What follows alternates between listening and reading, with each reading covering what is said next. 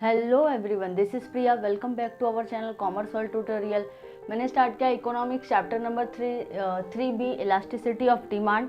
ये आज का इसका लास्ट क्वेश्चन है। अगर आपने इसके पहले के वीडियो नहीं देखे होंगे तो पहले प्लीज़ उनको देख लेना, क्योंकि अगर आप वो देखोगे ना तभी आपको ये समझ में आएगा।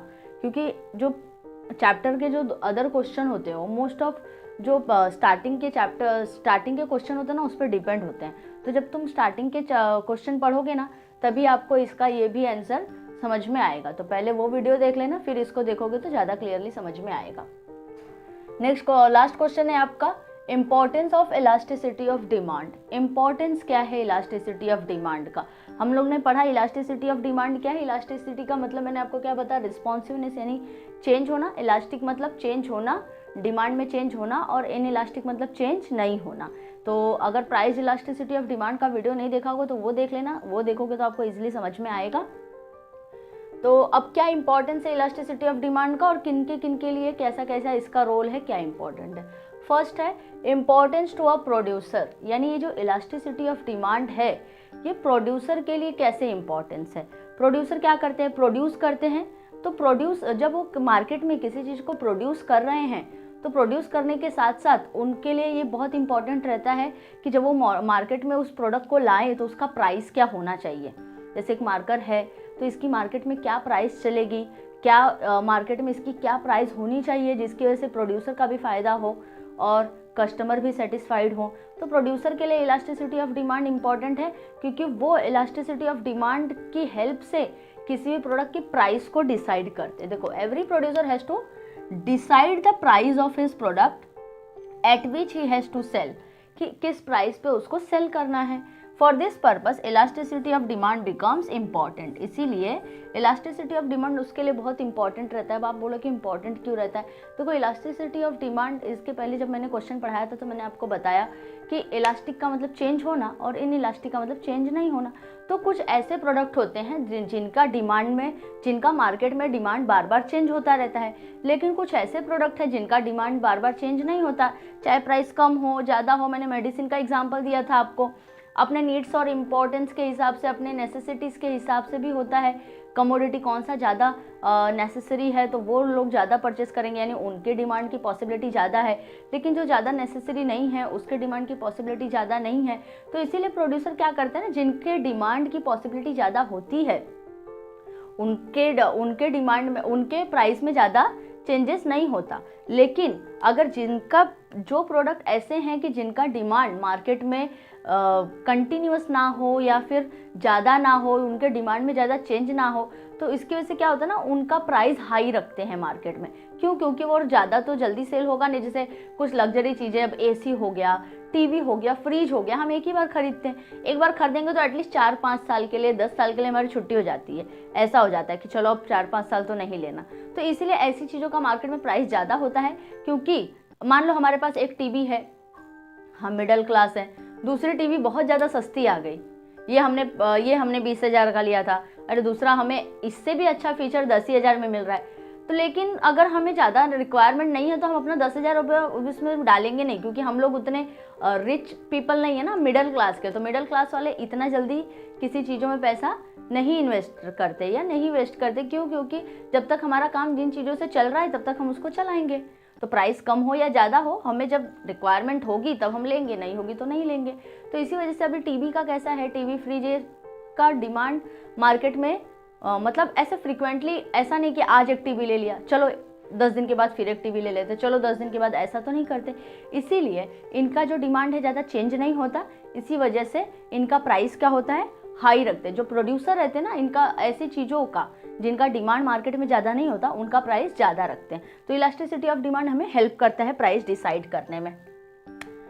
If the demand for a product is relatively in elastic, देखो जब आप रिलेटिवली इन इलास्टिक देखोगे ना, तो मैंने आपको जब प्राइस इलास्टिसिटी ऑफ डिमांड का क्वेश्चन पढ़ाया था तो उसमें मैंने आपको एग्जाम्पल दिया था, हर एक पाँचों प्राइस इलास्टिसिटी ऑफ डिमांड के पाँचों के लिए मैंने 5 एग्जाम्पल दिया था और बोला था इन 5 एग्जाम्पल को ना माइंड में फिट रखोगे तो ज़्यादा बेटर होगा। इन इलास्टिक का मतलब क्या होता है, रिलेटिवली इन इलास्टिक का मतलब होता है कि प्राइस ज़्यादा फॉल हो रहा है लेकिन डिमांड उसके कंपेयर में ज़्यादा नहीं बढ़ रहा है। जैसे 50% से प्राइस फॉल हो रहा है तो डिमांड 25% से बढ़ रहा है। इसके लिए मैंने एग्जाम्पल दिया था आपको आईफोन का। यानी डिमांड पर प्राइस ज़्यादा कम हुआ लेकिन डिमांड ज़्यादा नहीं बढ़ा, तो रिलेटिवली इनइलास्टिक का मतलब वो होता है। तो demand for a product is relatively inelastic, he will fix up a higher price. देखो हायर प्राइस, जिन चीज़ों का मार्केट में डिमांड इनइलास्टिक होता है, रिलेटिवली इनइलास्टिक यानी कि बहुत फ्रीक्वेंटली डिमांड चेंज नहीं होता, उनके लिए क्या होता है, जो प्रोड्यूसर होते हैं उनके लिए उसकी प्राइस क्या करते हैं, हाई फिक्स करते हैं क्योंकि उनके ऊपर उनको बार बार इनकम नहीं होता। नेक्स्ट क्वेश्चन, इंपॉर्टेंस तो गवर्नमेंट।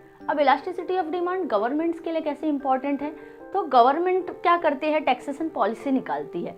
तो गवर्नमेंट के लिए इंपॉर्टेंट क्यों, गवर्नमेंट टैक्स किसके ऊपर लगाते हैं, गवर्नमेंट टैक्स उन्हीं चीज़ों पे लगाती है जो प्रोड्यूसर प्रोड्यूस करते हैं, जो हम परचेस करते हैं, इसी के ऊपर गवर्नमेंट टैक्स लगाती है। तो गवर्नमेंट टैक्स लगाते हैं तो गवर्नमेंट भी उसी हिसाब से टैक्स लगाते हैं कि कौन से चीज़ कैसी है, जैसे कि कौन से प्रोडक्ट का डिमांड ज़्यादा है, कौन से प्रोडक्ट का डिमांड कम है।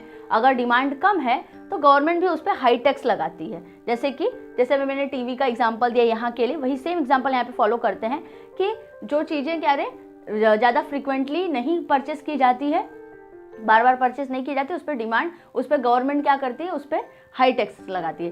Taxation policy of the government is based on elasticity of demand.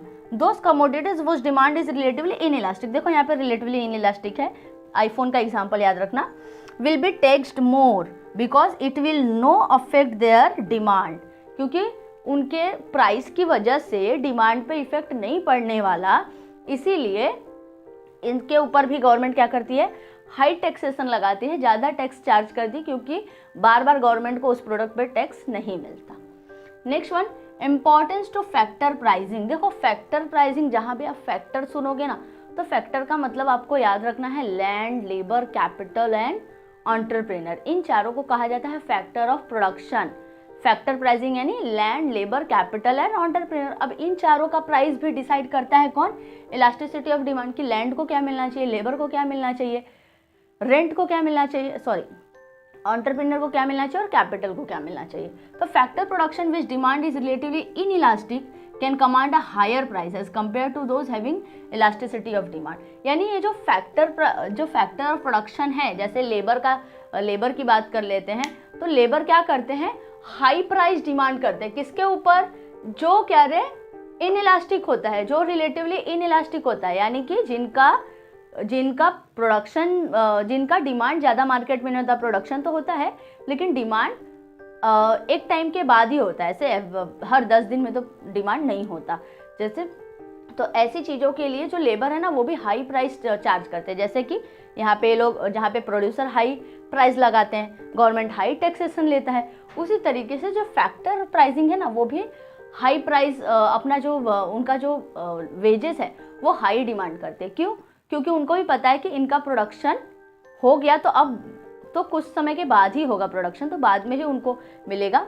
Those having elastic demand, और जो ऐसी चीज़ें हैं जिनका डिमांड हमेशा चेंज होता रहता है, जिनका डिमांड प्राइस की वजह से ऊपर नीचे होता रहता है, उसमें वेजेस कम लेते हैं। लेकिन जिनका इनइलास्टिक डिमांड है, रिलेटिवली इनइलास्टिक, उनमें क्या करते हैं, हाई प्राइस चार्ज करते हैं। Next one, importance in foreign trade. Foreign trade के लिए, फॉरेन ट्रेड यानी कि जो हम एक्सपोर्ट और इंपोर्ट करते हैं, उसके लिए भी इलास्टिसिटी ऑफ डिमांड इंपॉर्टेंट है। The countries exporting commodities for which demand is relatively inelastic can raise their price. यानी कि जो एक्सपोर्टिंग कंट्रीज हैं, अगर उनका जो प्रोडक्ट है वो रिलेटिवली इनइलास्टिक है, यानी वो भी क्या रे, उनका डिमांड भी प्राइस अगर कम भी हो जाए तो डिमांड उतना ज़्यादा बढ़ता नहीं है, तो वो भी क्या करते हैं, उसके ऊपर प्राइस अपना बढ़ा देते हैं। जैसे पेट्रोलियम हो गया, पेट्रोल का दाम देखो हमेशा ऊपर नीचे होता रहता है, क्योंकि वो हम दूसरी कंट्री से लेते हैं। तो जो एक्सपोर्टिंग कंट्रीज है वो उसके प्राइस को कम ज़्यादा करते रहते हैं ना। पब्लिक यूटिलिटीज़ का मतलब कोई चीज़ यूज़ करना अपने हेल्प के लिए, और पब्लिक मतलब गवर्नमेंट की चीज़ों को यूज़ करना। तो in the case of utilities like railways which have an inelastic demand, government can either subsidize or nationalize them to avoid customer exploitation। अब जो गवर्नमेंट की चीज़ें हैं ना, अगर उनका डिमांड इनइलास्टिक है तो गवर्नमेंट क्या करती है, उसको सब्सिडाइज और नेशनलाइज कर देते। वो प्राइस रेज नहीं करते, क्योंकि वो पब्लिक यूटिलिटीज़ है वो गवर्नमेंट की चीज़ें हैं जो पब्लिक के लिए बनाई गई हैं, पब्लिक सर्विस के लिए, इसलिए गवर्नमेंट क्या करती है उसके लिए सब्सिडाइज कर देती है उसको, ताकि कस्टमर के साथ कोई भी एक्सप्लॉयटेशन ना हो सके। यानी कि गवर्नमेंट के लिए भी इलास्टिसिटी ऑफ डिमांड हेल्पफुल है। And last one is proportion of expenditure. Proportion of expenditure यानी कि आपका एक्सपेंडिचर कितना है, आपका इनकम कितना है, उसके हिसाब से किसी एक प्रोडक्ट पे आपका एक्सपेंडिचर कितना है। If the proportion of expenditure in a person's income is small then demand for product is relatively inelastic. यानी कि आपका जो इनकम है, आपका इनकम मान लो 20,000 मंथली है, 20,000 में से अगर आपका कहीं एक प्रोडक्ट के लिए एक स्मॉल सा एक्सपेंडिचर एवरी मंथ हो रहा है तो उस डिमांड में आप चेंज नहीं करोगे, चाहे उसका थोड़ा सा प्राइस बढ़ जाए या कम हो जाए। जैसे एग्जांपल ले लेते हैं न्यूज़पेपर का। न्यूज़पेपर हार्डली कितने का आता है, 2 रुपया, 3 रुपया, 5 रुपया। अगर मान लो उसका प्राइस 6-7 रुपया भी हो गया तो भी हम उसके डिमांड में चेंज नहीं करेंगे, क्योंकि वो हमारे इनकम का एक स्मॉल सा पार्ट है जिससे हमारे इनकम पे बहुत ज़्यादा इफेक्ट। अगर मान लो 500 रुपये का मंथली न्यूज़पेपर आ रहा है, अगर 700 हो गया तो उससे हमारे इनकम पे या हमारे एक्सपेंडिचर पे ज़्यादा इफेक्ट नहीं पड़ने वाला, तो इसलिए हम उसका डिमांड चेंज नहीं करेंगे। यानी कि अगर हमारे प्रपोर्शन, हमारे इनकम का हमारा एक्सपेंडिचर एक स्मॉल प्रपोर्शन है तो वो भी क्या होगा, रिलेटिवली इनइलास्टिक, यानी जो हमें ज़्यादा इफेक्ट नहीं करेगा। तो इसी तरीके से ये जो इलास्टिसिटी ऑफ डिमांड है वो सबके लिए हेल्पफुल है, पर्सन के लिए, गवर्नमेंट के लिए, फॉरेन ट्रेड के लिए, फैक्टर्स के लिए, प्रोड्यूसर के लिए, सबके लिए, और टैक्सेशन पॉलिसी के लिए, सबके लिए ये इलास्टिसिटी ऑफ डिमांड हेल्पफुल है। आई होप कि आपको ये समझ में आया होगा। अगर नहीं आया होगा तो आप मुझे कमेंट कर सकते हैं, कोई डाउट हो तो आप मुझसे पूछ सकते हैं। मिलते हैं नेक्स्ट चैप्टर के साथ, क्योंकि अभी ये चैप्टर हमारा फिनिश हो गया, तो अब सप्लाई एनालिसिस के साथ नेक्स्ट वीडियो लेक्चर में मिलते हैं नेक्स्ट चैप्टर के साथ। अगर वीडियो पसंद आया हो तो लाइक, सब्सक्राइब और शेयर करना ना भूलेगा। Thank you.